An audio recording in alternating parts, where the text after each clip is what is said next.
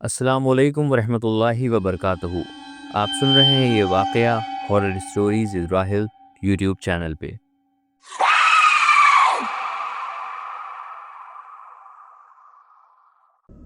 उम्मीद करता हूँ कि आप सब बख़ैर होंगे और वाक़यों का लुत्फ़ उठा रहे होंगे।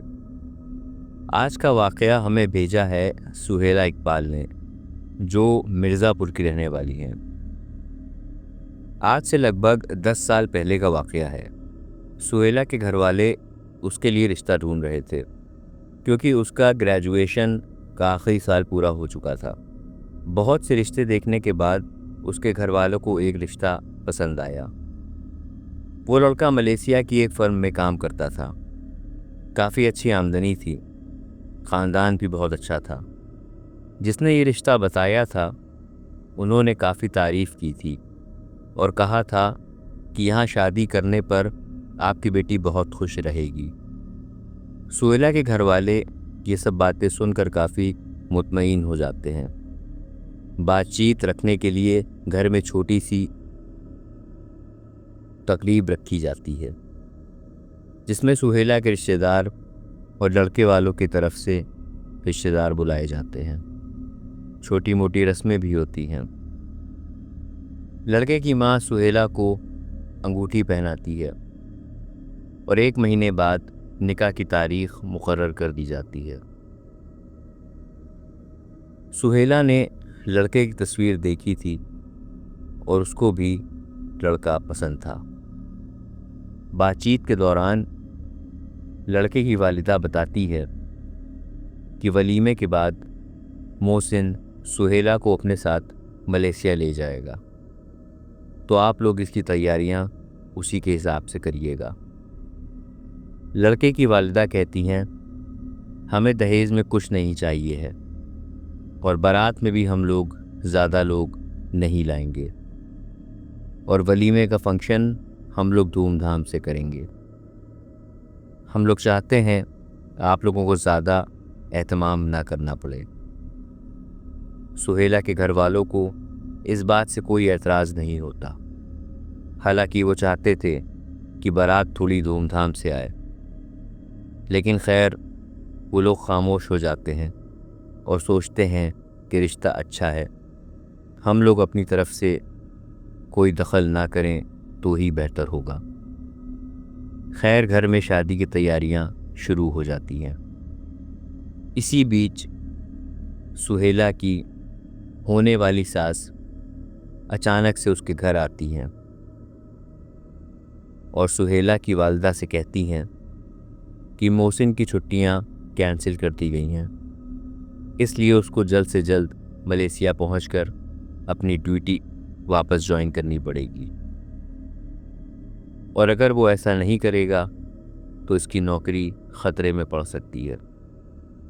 इसलिए हम लोगों ने ये फ़ैसला किया है कि हम लोग बारात लेकर आएंगे और निकाह होगा, लेकिन रुखसती अभी कुछ वक्त के लिए रोकनी पड़ेगी।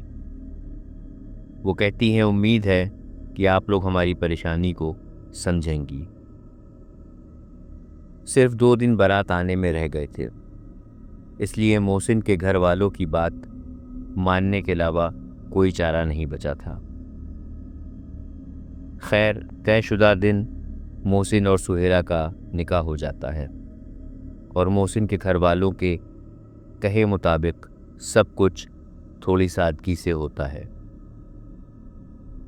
अब सुहेला के निकाह को 2 दिन हो चुके थे, लेकिन लड़के वालों का कोई फ़ोन इस बीच नहीं आया और ना ही मोहसिन ने उसे कोई बातचीत की थी।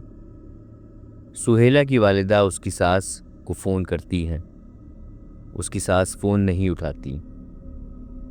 अब सुहेला की वालिदा को थोड़ी फ़िक्र होने लगती है।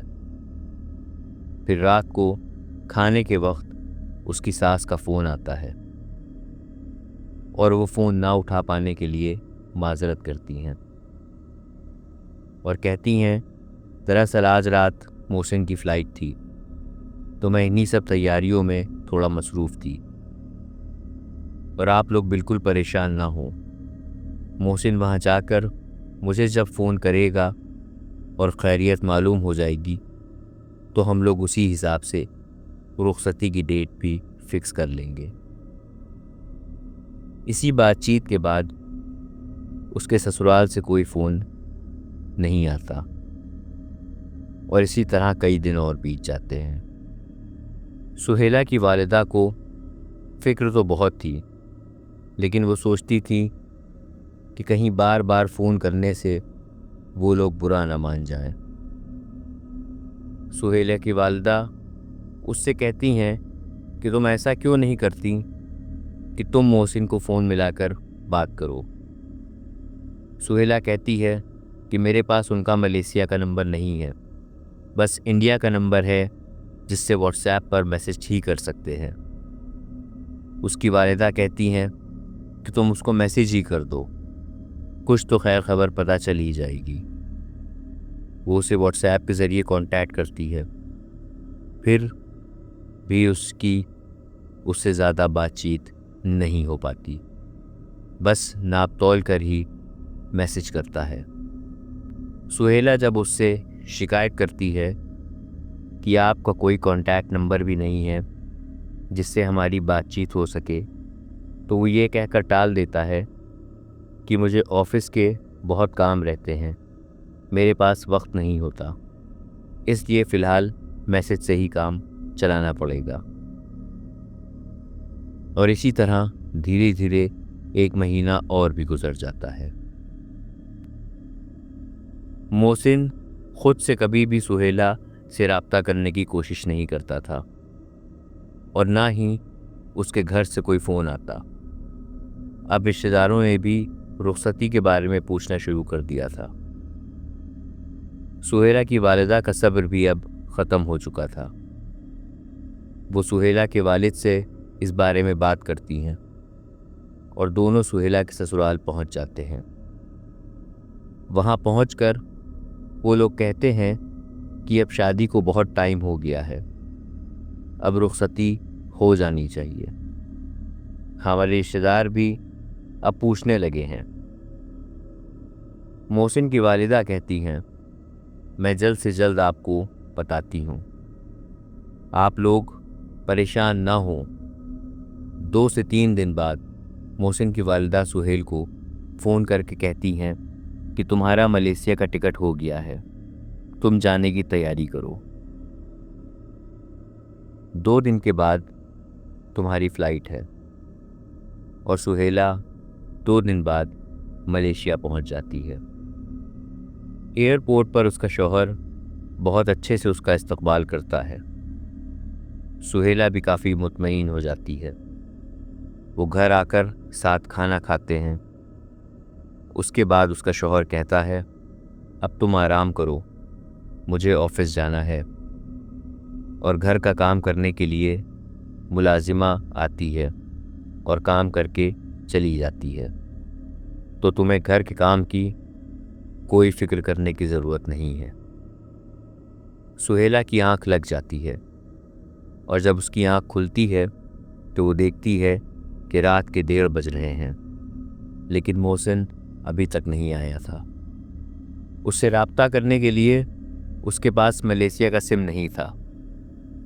इसी तरह सुबह के 4 बज जाते हैं, तब मोहसिन आता है। वो उससे पूछती है कि आप अभी तक कहाँ थे।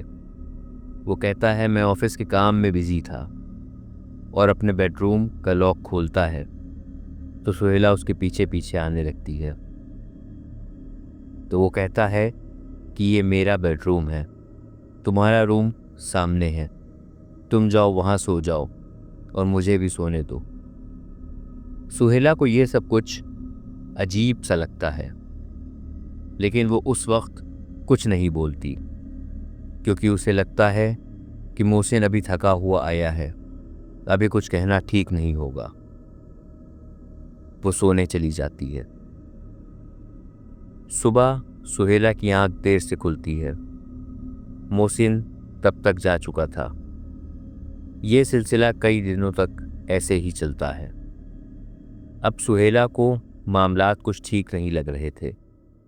सुहेला सोचती थी कि आज वो मोहसिन से कहेगी कि मुझे एक फ़ोन और यहाँ का सिम ज़रूर दिला दें, ताकि मैं अपने घर वालों से बातचीत कर सकूं और आपसे भी मेरा राब्ता बना रहे, क्योंकि वो कब आता है और कब जाता है पता ही नहीं चल पाता।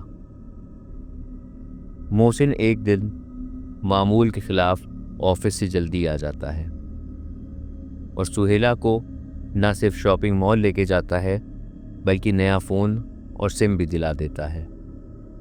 सुहेला अब अपने घर वालों से बात कर सकती थी, लेकिन अभी तक उसे मोहसिन के कमरे का राज समझ में नहीं आया था कि आखिर मोहसिन उसे अपने कमरे में क्यों नहीं जाने देता, उसे अपने कमरे से क्यों दूर रखना चाहता है। एक दिन मोहसिन अपने कमरे का लॉक बंद करना भूल जाता है और सुहेला उसका कमरा खोल लेती है और कमरे के अंदर जैसे ही जाती है उसे वहाँ बहुत तेज़ बदबू लगती है। पूरा कमरा बहुत गंदा पड़ा होता है और ज़मीन पर खून की छींटें पड़ी होती हैं। तभी उसको ऐसा लगता है कि कोई लंबा सा साया उसके बालों को छूकर निकला है। वो चीख कर वहाँ से भाग जाती है और कमरे में जाकर दरवाज़ा बंद कर लेती है। रात को जब मोहसिन आता है तो वो उससे कहती है कि आप मुझे अपने कमरे में क्यों नहीं जाने देते, और आज मैं उस कमरे में गई थी। फिर उसने जो भी देखा था वो सब बताती है, पर मोहसिन उससे कहता है कि ऐसा कुछ भी नहीं है, कि सब तुम्हारा वहम है। रात को जब वो सोने के लिए लेटती है तो उसे ऐसा लगता है कि वो अपने बिस्तर से ऊपर हवा में लेटी हुई है। वो बहुत डर जाती है, उसे चीखों की आवाज़ सुनाई देती है। खैर वो मोहसिन से कहती है कि आप मुझसे कुछ छुपा रहे हैं। मोहसिन गुस्से में आ जाता है और बहुत चीखता चिल्लाता है और उसका रवैया भी सुहेला के साथ बदल जाता है। वो बात बात पर उससे लड़ना शुरू कर देता है और वो ऐसा सारा दिन अकेले घर में दहशत में जी रही थी।